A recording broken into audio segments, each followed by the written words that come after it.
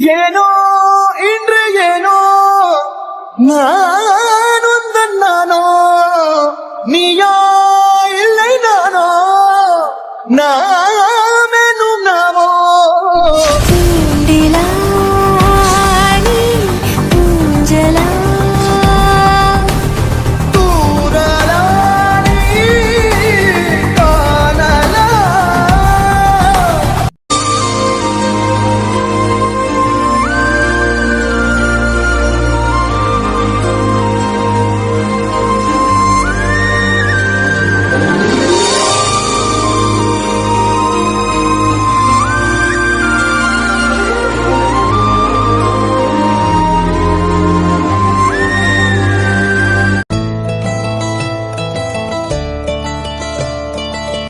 മിത്രമേ, നാം എന്തിനാ ഈ വനത്തിനുള്ളിലേക്ക് പോകുന്നത്? രാജ അവിടെ നിന്നറിയില്ലേ, നമ്മുടെ കീഴിൽ തന്നെ ഇവിടെ ഈ വനത്തിനപ്പുറത്ത് ഒരു ഗ്രാമമുണ്ട്. വനത്തിനപ്പുറത്തോ? ഇത് എനിക്കറിയില്ലായിരുന്നു. അത് ആർക്കും അധികം അറിയില്ല. ഇവിടുത്തെ പ്രജകൾ നമ്മുടെ മറ്റു പ്രജകളെ പോലെയല്ല, പാവങ്ങളാ. അത് അങ്ങേക്ക് അവിടെ ചെല്ലുമ്പോൾ അറിയാൻ പറ്റും. അവരെഴുവരും ആ ഗ്രാമത്തിലെത്തി അവിടെ ചുറ്റും നോക്കാൻ തുടങ്ങി. മോളെ അളകാ, മായി എന്താ വിളിച്ച്? മോളെ, ഇത് അച്ഛൻ തരാൻ പറഞ്ഞതാ, കുറച്ച് ആയുർവേദ ചെടികളാ. അച്ഛന് ഇതൊന്ന് ഏൽപ്പിക്കണേ. മായി ഞാൻ ഏൽപ്പിക്കാം. അല്ല, ഇവരാരാണ്? ഇവിടെങ്ങും കണ്ടിട്ടില്ല. ഞങ്ങൾ ഈ ഗ്രാമത്തിൽ ആദ്യമായിട്ടാ വരുന്നേ. അത് കണ്ടപ്പോഴേ തോന്നി. നിങ്ങളുടെ നാമം എന്താണ്? നാമം എൻ്റെ നാമം ദേവ്. ഇത് എൻ്റെ മിത്രം ശിവ. ഓ, നിങ്ങളിവിടെ എവിടെ താമസം? അയ്യോ, അങ്ങനെ ഞങ്ങൾക്കിവിടെ താമസിക്കാൻ ഇടയൊന്നുമില്ല.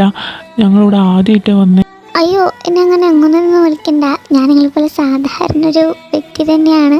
ആകട്ടെ, ഞങ്ങൾക്കിവിടെ എവിടെയെങ്കിലും പാർക്കാൻ ഒരു ഇടം തരുമോ?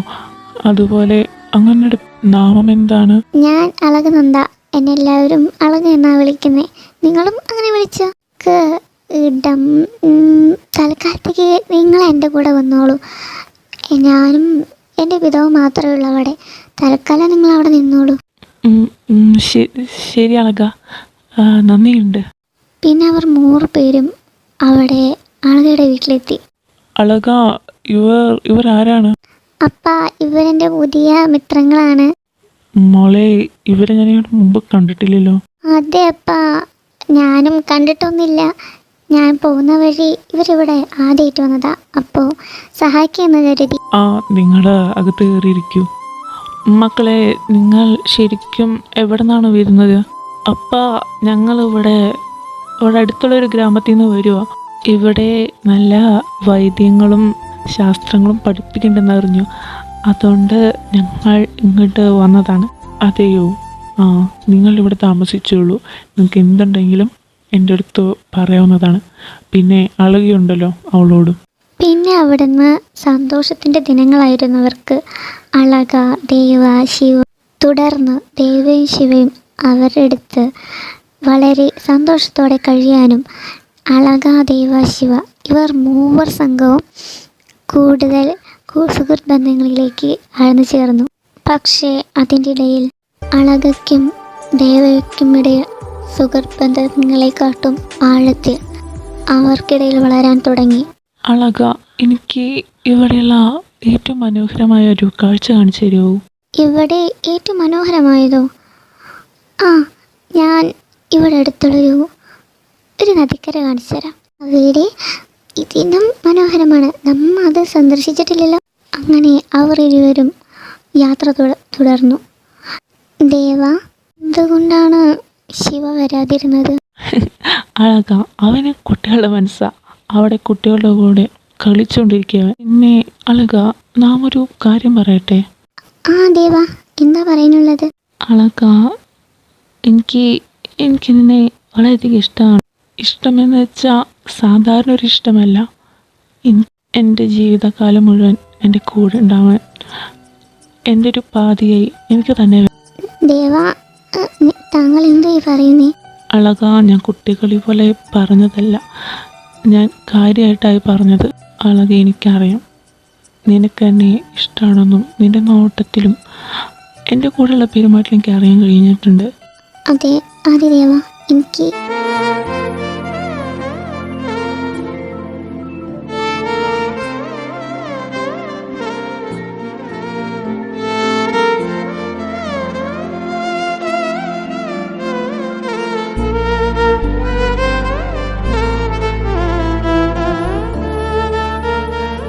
എനിക്കങ്ങ് ഇഷ്ടമാണ്.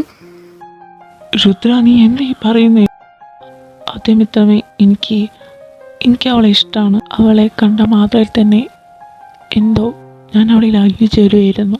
രുദ്ര, നീ എന്താ ഈ പറയുന്നേ? നമ്മൾ ഈ നാട് കാണാനും ഇവിടെ എന്താണ് സംഭവങ്ങളും എന്ന് അറിയാൻ വേണ്ടി മാത്രം വന്നവരാണ്.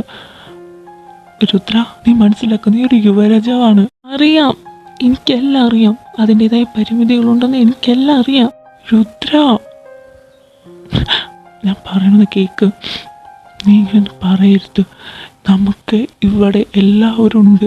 പക്ഷേ ഇതിൻ്റെ ഇടയിൽ തന്നെ നീയാണ് ഇവിടുത്തെ ഒരു യുവരാജാവെന്ന് അറിഞ്ഞു കഴിഞ്ഞാൽ തലയാറും. ശിവ, എനിക്ക് അവൾ അത്ര ഇഷ്ടമാടാ. നീ എൻ്റെ കൂടെ ഒന്ന് നിൽക്കൂ. രുദ്ര, രാജാവ് അങ്ങനെ പറയണത് വളരെ തെറ്റാണ്. എന്നാലും ഞാൻ കൂടെ നിൽക്കാം. അളക, അവളോട് ഈ സത്യങ്ങൾ നിങ്ങൾ തുറന്നു പറയുന്നില്ലേ? ആ, നാം തുറന്നു പറയുന്നുണ്ട്. ദേവ, താങ്കൾ എന്താ ഇവിടെ ഒറ്റയ്ക്കിരിക്കുന്നത്? അളക, എനിക്ക് തൻ്റെ അടുത്തൊരു കാര്യം പറയാനുണ്ട്. അത് പറയണം എന്ന് വെച്ചിരിക്കുകയായിരുന്നു. ദേവ, നാം അങ്ങയുടെ കൂടെയുണ്ട്, പറയൂ. അളക, എന്നോട് ക്ഷമിക്കണം. നാം അങ്ങയോട് കള്ളം പറഞ്ഞിട്ടുണ്ട്. നാം അങ്ങ് വിചാരിക്കുന്ന പോലെ സാധാരണ ഒരു വ്യക്തിയല്ല. നാം ഈ രാജ്യത്തെ യുവരാജാവാണ്. രുദ്രദേവ് നാം രാജ്യം കൈവരിക്കുന്നതിന് മുമ്പ് ഗ്രാമങ്ങൾ കാണാൻ വേണ്ടി ഇറങ്ങിയതാണ്. എന്നോട് ക്ഷമിക്കണം അളക, നാം ഇതൊക്കെ മറച്ചു വെച്ചതിന്. എന്തായി പറയുന്നത്? ഇതൊക്കെ സത്യമാണോ? ഞാൻ അങ്ങേ സ്നേഹിച്ചത് ഒരു സാധാരണ വ്യക്തിയാണെന്ന് കരുതിയിട്ടായിരുന്നു. എന്നോട് ക്ഷമിക്കണം രാജ, ഞാൻ അറിയാതെ. അളക, ഞാൻ രാജാവായിരിക്കാം, എന്നാൽ നീ എൻ്റെ പ്രണയിനിയാണ്. സഖി, നീ പോകരുത്. രാജ, നിങ്ങൾ രാജാന്ന് അറിഞ്ഞു കഴിഞ്ഞാൽ ഈ പ്രജകൾ അങ്ങേ വെറുതെ വിടുകയില്ല. നല്ലവരുണ്ട്. എന്നാൽ നിങ്ങൾ വന്ന സ്ഥലം അത്രയും മോശമാണ്. ഇവിടെ പല കൊള്ളക്കാരും പല ആൾക്കാരും അങ്ങേ വധിക്കാൻ വേണ്ടി താമസിക്കുന്നവരുണ്ട്. അളക, നീ ഇങ്ങനെ ഭയപ്പെടാതെ. അതാണ് ഞാൻ എല്ലായ്പ്പോഴും ഈ പടച്ചട്ട ഉപയോഗിക്കുന്നത്. അങ്ങ് ഒരിക്കലും ഇത് ഉപേക്ഷിക്കരുത്. അങ്ങയുടെ ജീവന ആപത്തായിരിക്കും. പിറ്റേന്ന് തന്നെ രുദ്ര അവിടെ അളകയുടെ പിതാവിൻ്റെ അടുത്ത് എല്ലാം പറയുന്നു. ആദ്യമൊക്കെ എതിർത്തെങ്കിലും മകളുടെ ഭാവിയെയും ഓർത്ത് അദ്ദേഹം ഈ വിവാഹത്തിന് സമ്മതിക്കുന്നു. രുദ്ര, നീ ചിന്തിച്ച് തന്നെയല്ലേ ഇത് ചെയ്യുന്നത്? ഈ ഗ്രാമം മുഴുവൻ അറിഞ്ഞു നീയാണ് ഇവിടുത്തെ രാജാവ് എന്ന്. രുദ്ര, ഒരിക്കലും നീ ഈ പടച്ചട്ട അഴിക്കരുത്. ശിവ, അങ്ങ് ഭയപ്പെടാതെ. നാം ഒരിക്കലും ഇതഴിക്കുകയില്ല. കല്യാണ ദിവസം അടുത്തെത്തി. എന്നാൽ ഗ്രാമത്തിലെ നിയമമനുസരിച്ച് ഭാരമുള്ള വസ്തുക്കൾ വരനും വധുവും ധരിക്കാൻ പാടുകയില്ല. അതറിഞ്ഞ അളകയും അതുപോലെ തന്നെ ശിവയും ഒന്നടക്കം ഭയപ്പെടാൻ തുടങ്ങി. രുദ്ര, എനിക്ക് പേടിയാവുന്നു. അങ്ങ് അതഴിക്കരുത്. അളക, അങ്ങ് പേടിക്കാതെ. എനിക്കില്ല അങ്ങനത്തെ ഭയങ്ങളൊന്നും. പക്ഷെ നിങ്ങൾക്ക് എന്തിനാ? അങ്ങനെയൊന്നും പേടിക്കണ്ട, നാം ഇവിടെ തന്നെയില്ലേ. രുദ്രയുടെ ഉള്ളിൽ ഭയങ്ങളേറെ ഉണ്ടായിട്ടും മറ്റുള്ളവരുടെ മുമ്പിൽ ഭയമില്ലാതെ നടക്കുകയാണ്. എന്നാൽ വിവാഹത്തിൻ്റെ ഉടമ്പടികൾ അനുസരിച്ച് രുദ്രയ്ക്ക് അതഴിക്കേണ്ടി വന്നു. രുദ്രയ്ക്കറിയാം അദ്ദേഹം ഇതഴിച്ചു വെച്ചാൽ അദ്ദേഹത്തിനെ വധിക്കാൻ പല ആൾക്കാർക്കും എളുപ്പമായിരിക്കുമെന്ന്. എന്നാലും എന്ത് പ്രതിസന്ധിയും നേരിടാം, അല്ലെങ്കിൽ മരണത്തിന് കീഴടങ്ങും മുമ്പ് സ്വന്തം പ്രാണനെ തൻ്റേതാക്കാം എന്നൊരു കാര്യം ആലോചിച്ച് അദ്ദേഹം അത് അഴിച്ചു വെച്ച് കല്യാണത്തിലേക്ക് കടക്കുകയാണ്. ഈ കല്യാണത്തിന് ചെറിയ അനർത്ഥങ്ങൾ കാണപ്പെടുന്നുണ്ട്. നമുക്ക് ഗുരുവരിയ, അതിന് പരിഹാരമൊന്നുമില്ലേ? നമ്മുടെ മകൾ താലികെട്ടിന് ആകെ ഏതാനും നിമിഷങ്ങൾ മാത്രം വേണ്ടു. അതിനുള്ളിൽ ആ മാംഗല്യം നടന്നില്ലെങ്കിൽ അത് ഇവിടെ നടക്കാൻ പാടുള്ളതല്ല. ആരെ ക്രിയ എന്ന നിലയ്ക്ക് നിങ്ങളാരും ഭയപ്പെടേണ്ട. നാം താലി കെട്ടാം. അന്ന് ഇവർ രണ്ടുപേരും ജീവിച്ചു കൊള്ളട്ടെ. പല സ്ഥലങ്ങളിലും ഇതുപോലെയാണ് നടക്കുന്നത്. എനിക്ക് അനുഭവങ്ങളുണ്ട്. എൻ്റെ ഗുരുവിനും ഇതുപോലെ അനുഭവങ്ങളുണ്ട്. അങ്ങനെ എന്തൊക്കെയോ കുറേ പ്രശ്നങ്ങൾ കാരണം കുറച്ചു നേരം നീണ്ടെന്നെങ്കിലും അവരെ കല്യാണം കഴിഞ്ഞു. എന്നാൽ ദേവയുടെ ഉള്ളിൽ ഭയമുണ്ടെങ്കിലും അളകയെ സമാധാനിപ്പിച്ചുകൊണ്ടേയിരുന്നു. എന്നാൽ ഈ ഗ്രാമത്തിനെ കണ്ട സമയം അധിഗമിച്ചുകൊണ്ടിരിക്കുകയാണ് എന്നറിഞ്ഞ ദേവ ഗ്രാമത്തിൽ നിന്ന് ഇറങ്ങുകയായിരുന്നു. തുടർന്ന് പടച്ചട്ടയില്ലാത്തതിനാൽ അതിൻ്റെ വാതിക്കലുണ്ടായിരുന്ന ആൾ കുന്തം കൊണ്ട് എറിഞ്ഞ് അദ്ദേഹത്തെ കൊലപ്പെടുത്താൻ ശ്രമിച്ചു. ഇതിൻ്റെ ഇടയിൽ വെള്ളം കോരി വരുന്ന ഒരു പെൺകുട്ടി അത് കണ്ട് തടയാൻ നോക്കി. എന്നാൽ ആ കുട്ടീനെ തട്ടിമാറ്റി രുദ്ര അത് ഏറ്റുവാങ്ങി. ഇതൊക്കെ കണ്ടു വന്ന ഭയപ്പെട്ടു വരുന്ന നമ്മുടെ ശിവ അയാളെ കൊന്ന് രുദ്ര അടുത്തേക്ക് ചെന്നു.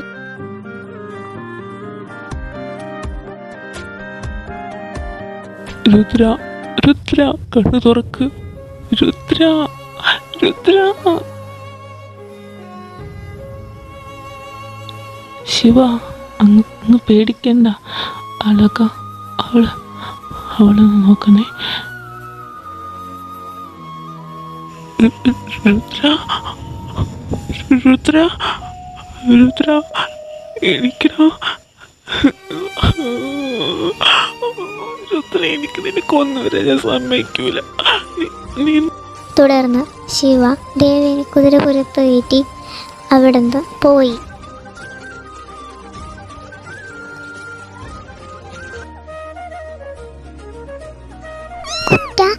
നീ എന്തിനാ പേടിക്കാൻ? അത് പൂച്ചയാ.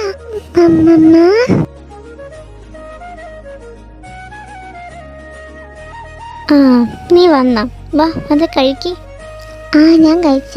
ഞാൻ മറ്റേ ഉണ്ണിക്കുട്ടനില്ലേ, അവന് പൂച്ച കൊണ്ട് പേടിച്ചു പോയി. അത് കുഞ്ഞു പൂച്ചയായിരുന്നു, അതിനെ പേടിച്ച് പോയി. അതാ കുറച്ച് ലേറ്റായി അവൻ്റെ ഇടന്ന് കൊണ്ടുവന്നപ്പോൾ. ഇങ്ങനെ മമ്മ ചിരിച്ച്. പ്ലീസ് പോടി, ഒന്ന് സൂചിപ്പിക്കാതെ. ചെന്ന് കഴിക്ക്.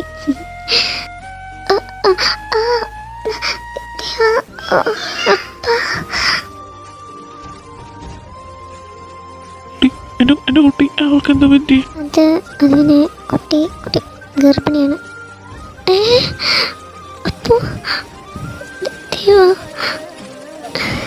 എനിക്ക് വേണ്ടി ഞാൻ മാത്രമല്ല, നമ്മുടെ കുഞ്ഞു കാത്തിരിക്കുകയാണ്. അമ്മ എന്ത് ആലോചിക്കുന്നേ? വാ, എനിക്ക് കഴിക്കണം. വാരി തരാം. വാ.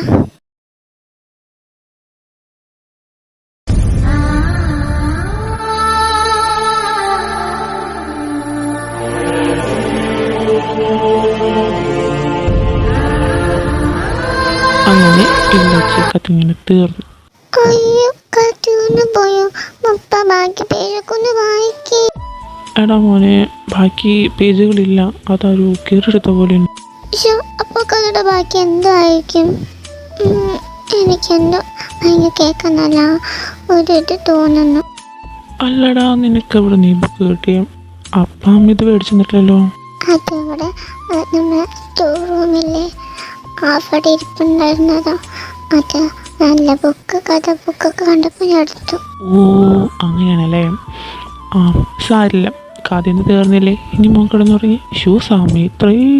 ഓക്കെ അപ്പ. റിയ,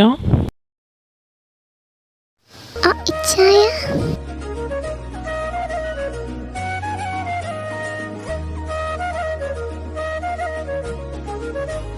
മോൻ ഉറങ്ങിയോ? അല്ല, ഇന്നെന്തായിരുന്നു അച്ഛനും മോനും തമ്മിൽ? അവൻ കിടന്നുറങ്ങി. സ്റ്റോർ റൂമിൽ നിന്ന് അവൻ എതിരെ ബുക്ക് എടുത്തുകൊണ്ടുവന്നുണ്ടായിരുന്നു. അപ്പം അതിൽ കഥ പറഞ്ഞു കൊടുക്കായിരുന്നു ഞാൻ. അതിലുള്ള ആൾക്കാരെ കാണാൻ നമ്മളെ പോലെ തന്നെ ഉണ്ടായിരുന്നു. ആ അത് കാണാതിരിക്കില്ല. കാരണം എൻ്റെ മുത്തശ്ശനെ പറഞ്ഞിട്ടുണ്ട് അതിലുള്ള ഏതോ രാജകുമാരി ആനാരോ എന്നെ പോലെ തന്നെയാണെന്ന്. പക്ഷെ ഞാൻ വിശ്വസിച്ചിട്ടുണ്ടായിരുന്നില്ല. ഇപ്പം പറഞ്ഞവയ്ക്ക് വിശ്വസിച്ചായി. പക്ഷേ അതുകൊണ്ട് തന്നെയാണ് അന്ന് കോളേജ് ടൈമിൽ നിന്ന് നമ്മൾ വേഗം വീട്ടിൽ വരുന്ന സമയത്ത് അച്ഛനും അമ്മയും പിടിച്ചപ്പോൾ മുത്തശ്ശി കൊണ്ട് നമ്മൾ കല്യാണം സെറ്റായത്.